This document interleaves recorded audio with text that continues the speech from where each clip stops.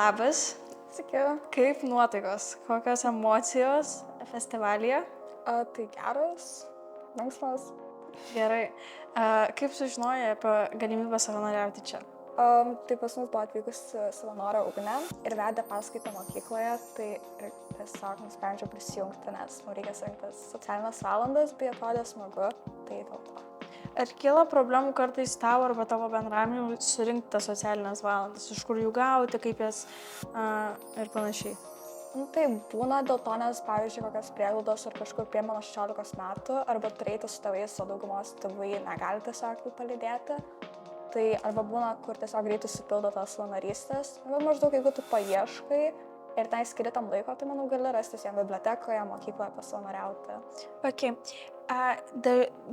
Viena dalis mokyklų leidžia savanoriauti mokykloje, tai tu socialinės valandas gali gauti iš mokyklos. Kita mokyklų dalis ieško trečios šalies, pas kurią tu eini savanoriauti ir ne mokyklai gauni socialinės valandas, o kažkur kitur. Tai kaip pas tave mokykloje? Ar tu gali gauti iš mokyklos valandų? Taip, jeigu ten, pavyzdžiui, sutvarkai patalpas, ar ten, sakykime, pavedi kokią paskaitą pradinukams ar kažką tokio su jais pabūna, tai gali surinkti. Supratau. Kaip šiaip, ar kur nors dar savanoriauji? Esu maisto banke savanoriavusi su draugėm bei vykus ten į prieglaudą, bet ten ne pačioj prieglaudą, o į sodybą, ten, kur mes irgi aptvarkėm patalpas.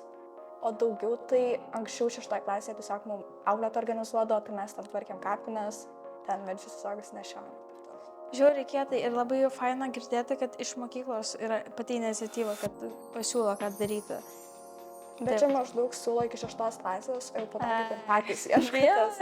Jau savarankiški enough. Gerai, supratau. O ar matai savanorystę į prasmę?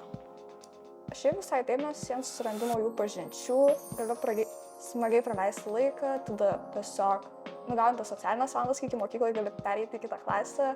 Tai jeigu ten savanoriauji, kur, sakykime, tau yra svarbu kokia veikla, ar kur, kaip pavyzdžiui, mano draugė turi senelę, kuri dirba ligoninėje, jinai ligoninėje savanoriauja ir ketina ten savo karjerą sieti su medicina, tai jai ten, tai manau, labai prasminga, ar ten kažkur. Ok, labai gerai, slinkai karjeros taku. Kaip manai, ar per savanorystės patirtis gali garantuoti kažkokią darbo poziciją? Manau, kad visai taip, nes jeigu, sakykime, ten, pavyzdžiui, nori būti mokytoju, tai jeigu esi vedęs tas paskaitas pradinukams ir tiesiog ir matai, kad tau tai patinka, ten tau sekasi, tai gali laisvai tenai nuvykti ir tiesiog pasirinkti tą karjerą.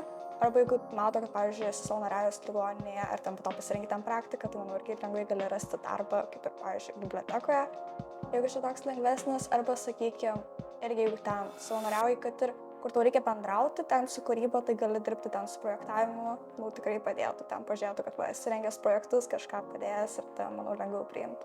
Gerai, labai geru irgi keliu nuėjai, kad savanorystė gali padėti žmogui pažinti, ko jis nori iš gyvenimo. Labai gerai. Ar žinai, kas studijuosi?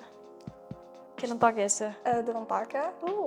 Tai šiaip tiksliai nežinau, bet aš galvoju tarp teisės, projektavimo kažkokių projektų renginių, bei ten kažką su verslu. Gerai, labai gerai. Man irgi labai greitai laukia studijas ir aš dar nežinau. Turiu išsigryninus, ko noriu, ką pasirinksiu. Nežinau.